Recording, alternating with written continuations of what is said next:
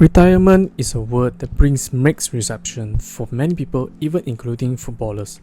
Due to the fact retirement meant they will no longer associate themselves with their favorite sports they will live, breathe, and play with. On the positive side, footballers have new challenges onto a new direction, either becoming a coach like Xabi Alonso, etc. Or even some footballers go on to be the president of a country like George Weah. Despite that, there were a number of footballers due to different kinds of circumstances like health, depleting passion, conflict of interest, many more. They choose to have a sudden retirement or even retire relatively at a young prime age. So in this video, we will have a look on some of the footballers enjoying their successful period of time but they didn't choose to retire from football suddenly. In case you didn't know, what is up ladies and gentlemen, I'm Marvin, codename CM. Welcome to the Code United channel once again. As you can see in the background, I was back to my hometown to celebrate the incoming Chinese New Year. So a happy Chinese New Year to all of you viewers or anyone who is watching to this video. If you in any shape or form stumble to this channel and somehow some way like this kind of content, do please like, share and subscribe to this channel, as each of your precious subscription will be a massive motivation for me to upload new content. And don't forget to ring your notification bell for every new upload. With that said, let's get straight into the video. Starting with the player in the thumbnail, Aguero. The Argentinian career was a success one, apart from winning the Champions League. His career can be separated into two different cases. Coming from his hometown country club Independiente, where he has shown his potential on the pitch, scoring 23 goals and collected 1 assist under 56 appearances. On the 30th of May, Aguero officially transferred to Atletico Madrid for €20 million, marking a record for the club. In Atletico Madrid, where having strong reputation, developed amazing strikers either now or the future. In his first season being a young, rough diamond and manager at that time, Javier Aguero, who opted to bring him and out of the lineup as Atletico Madrid himself finished at 7th place and Aguero himself only scored 7 goals in 42 appearances, a setback for his promising career. While in the next season, with the departure of Fernando Torres to Liverpool and incoming of Diego Forlan, Atletico Madrid contained two of the most feared attacking South American duo, as both of them beat the span of 3 years consistently averaged 20 to 30 goals per season. Their best scoring season in the 08-09 season, where Forlan scored 32 league goals while Aguero having 17 goals in their collection. In the next season, the 010 season, Forlan and Aguero helped Atletico Madrid won the Europa League title. In the 2010-11 season was arguably Aguero's most successful for Atletico, as he scored 20 league goals, her first time in his career. But at the end of the season, Aguero announced in his official website that he wanted to move from Atletico and formally asked to be released from his contract, whereby left a bad taste with Atletico fans. Even a group of Atletico fans brandished Aguero "We hope you die" banner. On the 28th July 2011, Man City confirmed that Aguero has signed a 5-year contract with the club. The fee was reported to be the region of £35 million. In the sky blue shirt, Aguero became from an elite striker to a terrific world-class goal scorer, having scored more than 30 plus goals half of the season in his 9.5 season with Man City. In his first season, Aguero even contributed one of the most memorable moments with Man City, as the Man City rival was fighting at the end to determine the champions for the Premier League. With Man City against QPR down 2-1, Mancini brought in a number of attackers in attempt to secure 2 more goals for the title. Jacko equalized, give City a glimmer of hope, and United finished their own game with 1-0 victory against Sunderland. In the 94th minute, Aguero, receiving the ball from Balotelli, drove into the penalty area and placed a powerful low shot into the corner of the goal, clinching the win to be the first top-flight England title for the Man City since 1968. Aguero with Man City enjoyed massive success while becoming the club's all-time goal scorer, winning 5 Premier League titles, 1 FA Cup, 6 League Cup, 3 Community Shield, but his only trophy missing in his cabinet was the Champions League title. On the 31st May 2021, Aguero agreed to sign for La Liga club Barcelona on a 2-year contract starting on 1st of July, with a buyout clause of set of €100 million. But his Barcelona days were short-lived, as he played 5 times. He was taken to the hospital with a chest discomfort, diagnosed as a cardiac arrhythmia during an eventual 1-1 draw against Alaves. On the 15th December, Aguero announced his retirement from football on the advice of his doctor.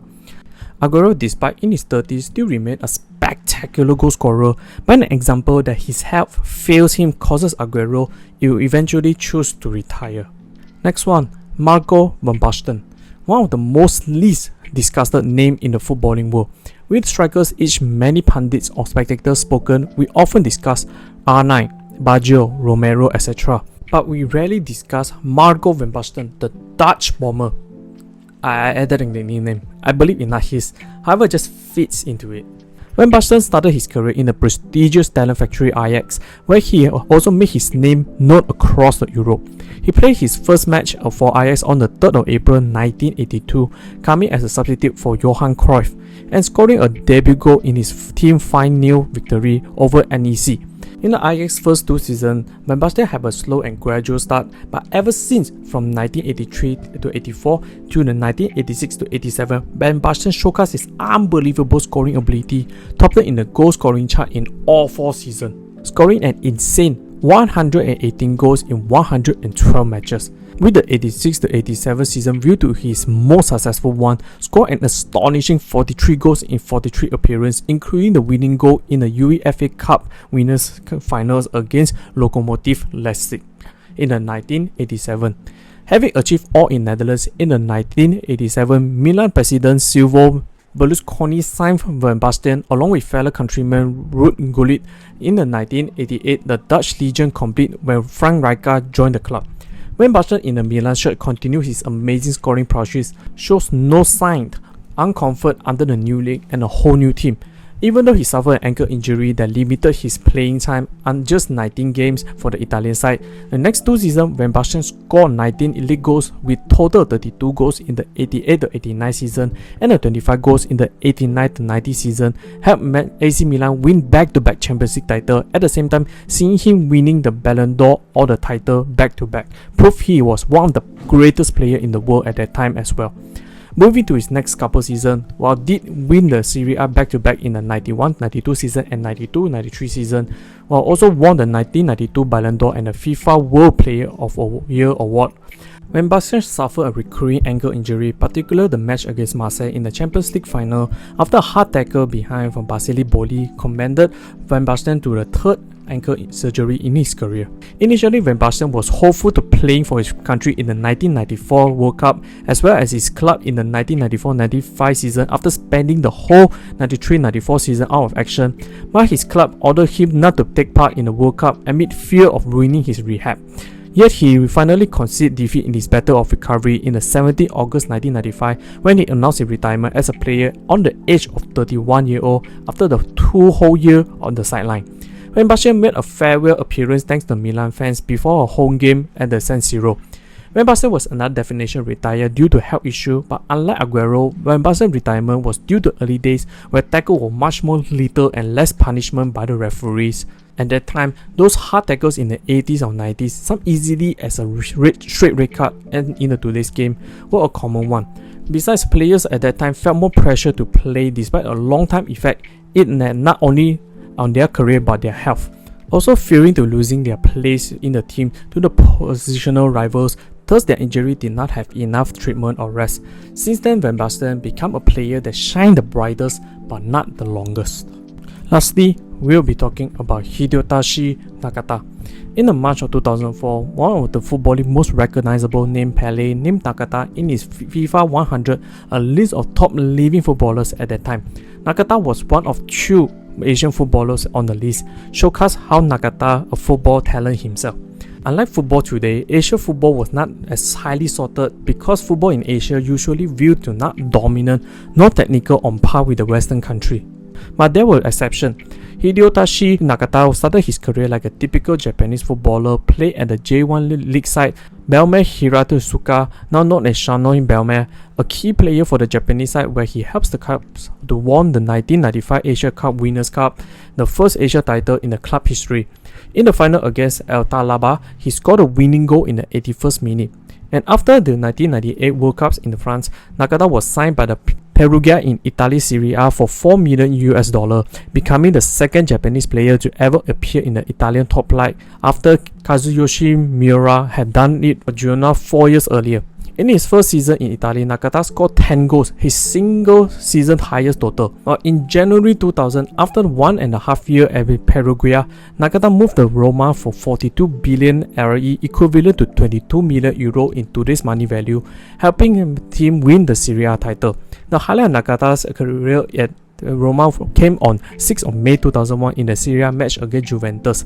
After replacing Totti in the second half, with Roma trailing 2-0, Nakata net with a 30-yard goal beyond the Juventus goalkeeper Van der Sar reach, and with 11 minutes left in the match, he then helped Roma score the equalizer with his fierce drive outside the box, was parried by Van der Sar in the half. Montella, who scored for Roma in the last minute.